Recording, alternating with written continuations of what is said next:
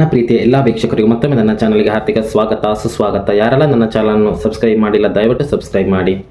ಮುದ್ದು ಸೊಸೆ ನಾಳೆಯ ಸಂಚಿಕೆಯಲ್ಲಿ ಏನೆಲ್ಲ ಆಗುತ್ತದೆ ಅನ್ನೋದನ್ನು ನೋಡೋಣ ಬನ್ನಿ. ನಾಳೆಯ ಸಂಚಿಕೆ ತುಂಬ ನಿಜಕ್ಕೂ ರೋಚಕವಾಗಲಿದೆ. ಇಷ್ಟು ದಿನ ಸುಭಾಷ್ ಒಳ್ಳೆಯವನಂತೆ ನಾಟಕ ಮಾಡಿಕೊಂಡು ಎಲ್ಲರನ್ನೂ ನಂಬಿಸುತ್ತಾ ಬಂದಿದ್ದಾನೆ. ಆದರೆ ಈಗ ಅವನ ಆ ನಾಟಕಕ್ಕೆ ತೆರೆ ಬೀಳುವ ಸಮಯ ಬಂದಿದೆ. ಶುರುವಿನಲ್ಲಿ ವಿದ್ಯಾ ಅಂತೂ ತುಂಬಾ ಖುಷಿಯಾಗಿರ್ತಾರೆ. ಯಾಕೆಂದ್ರೆ ಇಷ್ಟು ದಿನ ಸುಭಾಷ್ ತನ್ನನ್ನು ತಾನು ಒಳ್ಳೆಯವನು ಎಂದು ಎಲ್ಲರ ಮುಂದೆ ತೋರಿಸಿಕೊಂಡಿದ್ದಾನೆ. ಆದರೆ ವಿದ್ಯಾಗೆ ಮಾತ್ರ ಅವನ ನಿಜವನ್ನ ಗೊತ್ತಿದೆ.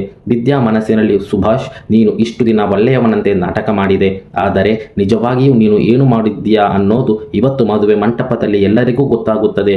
ಇನ್ನೇನು ಸ್ವಲ್ಪ ಹೊತ್ತು ಮಾತ್ರ ನಿನ್ನ ಸಂತೋಷ, ಆಮೇಲೆ ನಿನ್ನ ಮುಖವಾಡ ಎಲ್ಲರ ಮುಂದೆ ಕಳಚಿ ಬೀಳುತ್ತದೆ ಎಂದು ತುಂಬಾ ಆತ್ಮವಿಶ್ವಾಸದಿಂದ ಯೋಚಿಸಿರುತ್ತಾರೆ. ನಿಜ ಹೇಳಬೇಕಂದ್ರೆ ಯಾರಾದರೂ ಎಷ್ಟೇ ದಿನ ಸುಳ್ಳನ್ನು ಮುಚ್ಚಿಟ್ಟರೂ ಒಂದು ದಿನ ಸತ್ಯ ಹೊರಗೆ ಬರುತ್ತದೆ.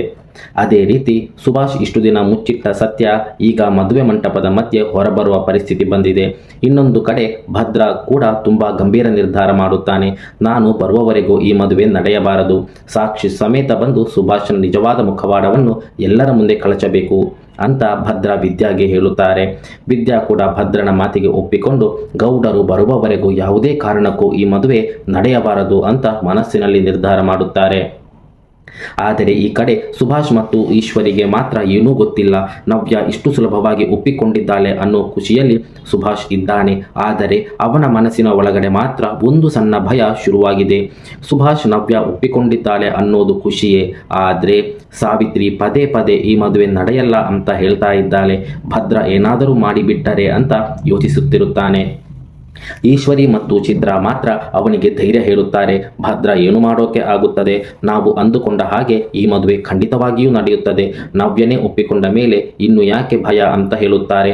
ಆದರೆ ಕೆಲವೊಮ್ಮೆ ನಾವು ಎಲ್ಲವೂ ನಮ್ಮ ಕೈಯಲ್ಲಿದೆ ಅಂತ ಅಂದುಕೊಂಡಿರುವಾಗಲೇ ಪರಿಸ್ಥಿತಿ ಸಂಪೂರ್ಣವಾಗಿ ಬದಲಾಗಿ ಬಿಡುತ್ತದೆ. ಸುಭಾಷ್ಗೂ ಕೂಡ ಇದೇ ಆಗಿದೆ ಇವಾಗ. ಇನ್ನೊಂದು ಕಡೆ ಶಿವರಾಮೇಗೌಡರು ಸುಭಾಷ್ಗೆ, ನೀನು ಇವತ್ತಿನಿಂದ ಒಳ್ಳೆಯ ಹುಡುಗನಾಗಬೇಕು, ನೀನು ಬಿಸ್ನೆಸ್ ಮ್ಯಾನ್, 1 ಕೋಟಿ ರೂಪಾಯಿ ಬೇಕು ಅಂತ ಹೇಳಿದ್ದೆ ಅಲ್ವಾ, ಅದನ್ನು ಈಗಲೇ ಕೊಡೋಣ ಅಂತ ಅಂದುಕೊಂಡಿದ್ದೀನಿ ಅಂತ ಹೇಳುತ್ತಾರೆ. ಇದನ್ನು ಕೇಳಿದ ತಕ್ಷಣ ಸುಭಾಷ್ ಮುಖದಲ್ಲಿ ಸಂತೋಷ ತುಂಬಿಬಿಡುತ್ತದೆ. ಅವನಿಗೆ ಸತ್ಯಕ್ಕಿಂತಲೂ ಹಣದ ಮೇಲೆಯೇ ಹೆಚ್ಚು ಆಸಕ್ತಿ ಇರುವಂತೆ ಕಾಣಿಸುತ್ತದೆ. ಇನ್ನೊಂದು ಕಡೆ ಈಶ್ವರಿ ಕೂಡ ಮನಸ್ಸಿನಲ್ಲಿ ಕೊನೆಗೂ ಕುರಿ ಹಳ್ಳಕ್ಕೆ ಬಿತ್ತು ಅಂತ ಖುಷಿ ಪಡುತ್ತಾರೆ. ಆದರೆ ಅದೇ ಸಮಯದಲ್ಲಿ ವಿದ್ಯಾ ಅಲ್ಲಿಗೆ ಬಂದು ಒಂದು ಮಾತು ಹೇಳುತ್ತಾರೆ.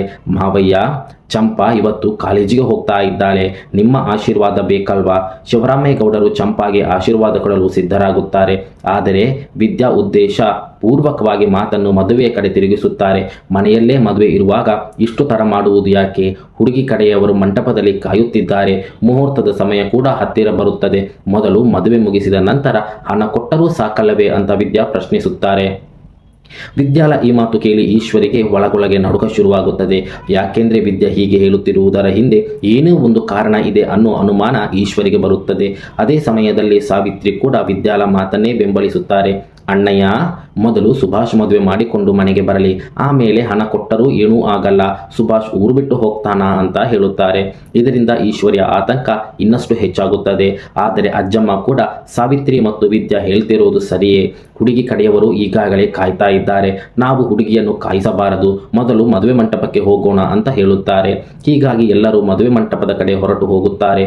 ಸುಭಾಷ್ ಮಾತ್ರ ಮದುವೆ ಆಗ್ತಿದೆ ಅನ್ನೋ ಖುಷಿಯಲ್ಲಿ ಇರುತ್ತಾನೆ. ಆದರೆ ಈಶ್ವರಿ ಮನಸ್ಸಿನಲ್ಲಿ ಮಾತ್ರ ಒಂದು ರೀತಿಯ ಭಯ. ಇನ್ನೊಂದು ಕಡೆ ವಿದ್ಯಾ ಮನಸ್ಸಿನಲ್ಲಿ ಮಾತ್ರ ಒಂದೇ ಮಾತು, ನೀವು ಎಷ್ಟು ಖುಷಿಯಾಗಿದ್ದೀರೋ ಇವತ್ತು ಅಷ್ಟೇ ಖುಷಿ ಪಡಿ, ಇನ್ನೊಂದು ಸಲ ಸ್ವಲ್ಪ ಹೊತ್ತಿನಲ್ಲಿ ಎಲ್ಲವೂ ಬದಲಾಗಲಿದೆ. ಇದೇ ಸಮಯದಲ್ಲಿ ಭದ್ರಾ ಕೂಡ ಸಾಕ್ಷಿಗಾಗಿ ಹೊರಟಿರುತ್ತಾರೆ. ಭದ್ರನ ಮನಸ್ಸಿನಲ್ಲಿ ಒಂದೇ ಗುರಿ, ಸುಭಾಷ್ ಇಷ್ಟು ದಿನ ಮಾಡಿದ ಮೋಸವನ್ನು ಸಾಕ್ಷಿ ಸಮೇತ ಶಿವರಾಮೇಗೌಡರ ಮುಂದೆ ಬಯಲು ಮಾಡುವುದು. ಭದ್ರಾ ಹೇಳಿಕೊಳ್ಳುತ್ತಾನೆ, ಇವತ್ತು ಏನೇ ಆಗಲಿ ಸುಭಾಷನ ಮುಖವಾಡ ಕಳಚಿಯೇ ಕಳಚುತ್ತೇನೆ. ಇಷ್ಟು ದಿನ ನೀನು ಒಳ್ಳೆಯವನಂತೆ ನಟಿಸಿದ್ದೀಯಾ, ಆದರೆ ಇವತ್ತು ನಿನ್ನ ನಿಜವಾದ ಮುಖ ಎಲ್ಲರಿಗೂ ಗೊತ್ತಾಗಬೇಕು. ಅಂತೂ ಮದುವೆ ಮಂಟಪ ಸಿದ್ಧವಾಗುತ್ತದೆ. ನವ್ಯ ಕೂಡ ಮದುವೆಯ ಅಲಂಕಾರ ಮಾಡಿಕೊಂಡು ಬರುತ್ತಾಳೆ. ಎಲ್ಲರೂ ತಮ್ಮ ತಮ್ಮ ಜಾಗದಲ್ಲಿ ಕುಳಿತಿರುತ್ತಾರೆ. ಮುಹೂರ್ತದ ಸಮಯ ಹತ್ತಿರವಾಗುತ್ತದೆ.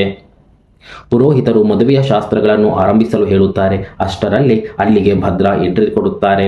ಭದ್ರಾ 1 ನಿಮಿಷ ಅಂತ ಹೇಳುತ್ತಿದ್ದಂತೆ ಎಲ್ಲರೂ ಅವನ ಕಡೆ ನೋಡುತ್ತಾರೆ. ವಿದ್ಯಾ ಕೂಡ ಭದ್ರನ ಕಡೆ ನೋಡುತ್ತಾ ಸನ್ನೆ ಮಾಡುತ್ತಾರೆ.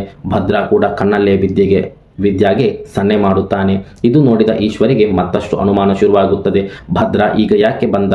ಮದುವೆ ಮುಹೂರ್ತದ ಸಮಯದಲ್ಲಿ ಏನು ಹೇಳೋಕೆ ಬಂದಿದ್ದಾನೆ ಅನ್ನೋ ಆತಂಕ ಅವಳ ಮುಖದಲ್ಲಿ ಕಾಣಿಸುತ್ತದೆ. ಶಿವರಾಮೇಗೌಡರು ಕೂಡ ಏನಪ್ಪ ಭದ್ರ, ಏನು ಹೇಳೋಕೆ ಬಂದಿದ್ಯಾ ಅಂತ ಕೇಳುತ್ತಾರೆ. ಆಗ ಭದ್ರ ನೇರವಾಗಿ ಸುಭಾಷ್ ಕಡೆ ಬೆರಳು ತೋರಿಸಿ ಸತ್ಯವನ್ನು ಹೇಳಲು ಶುರು ಮಾಡುತ್ತಾನೆ. ಅಪ್ಪಯ್ಯ, ನೀವು ಅಂದುಕೊಂಡ ಹಾಗೆ ಸುಭಾಷ್ ಯಾವುದೇ ಕಾರಣಕ್ಕೂ ಔಷಧಿ ತಂದಿಲ್ಲ. ಅವನು ಮಾಡಿದ ಮೋಸ ಈಗ ಎಲ್ಲರಿಗೂ ಗೊತ್ತಾಗಬೇಕು ಅಷ್ಟೇ. ಈ ಮಾತು ಹೇಳುತ್ತಿದ್ದಂತೆ ಸುಭಾಷ್ ಮುಖದಲ್ಲಿ ಸಂತೋಷ ಮಾಯವಾಗುತ್ತದೆ. ಈಶ್ವರಿಗೆ ಕೈಕಾಲು ನಡುಗುವ ಪರಿಸ್ಥಿತಿ. ಭದ್ರ ಮುಂದುವರಿಸಿ, ಅವತ್ತು ವಿದ್ಯಾ ಔಷಧಿ ತರಲು ಹೋಗಿದ್ದಾಗ ಏನಾಯಿತು? ವಿದ್ಯಾಳ ತಲೆಯ ಮೇಲೆ ಹೊಡೆದು ಔಷಧಿ ತಾನೇ ತಂದಿದ್ದೇನೆ ಅಂತ ಸುಭಾಷ್ ಹೇಗೆ ಸುಳ್ಳು ಹೇಳಿದ ಅನ್ನೋದನ್ನ ನಾನು ಸಾಕ್ಷಿ ಸಮೇತ ಸಾಬೀತು ಮಾಡುತ್ತೇನೆ ಅಂತ ಹೇಳುತ್ತಾನೆ.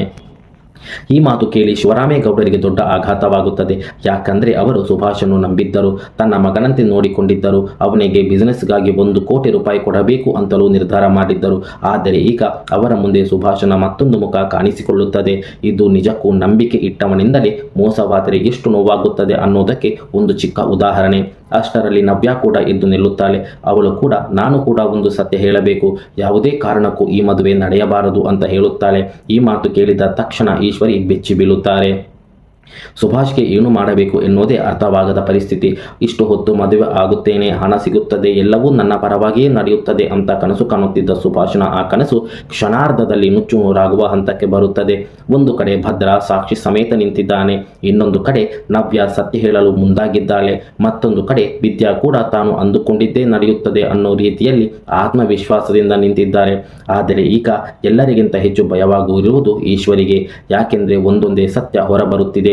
ಹಾಗಾದರೆ ನವ್ಯ ಮುಂದೆ ಯಾವ ಸತ್ಯವನ್ನು ಹೇಳುತ್ತಾಳೆ?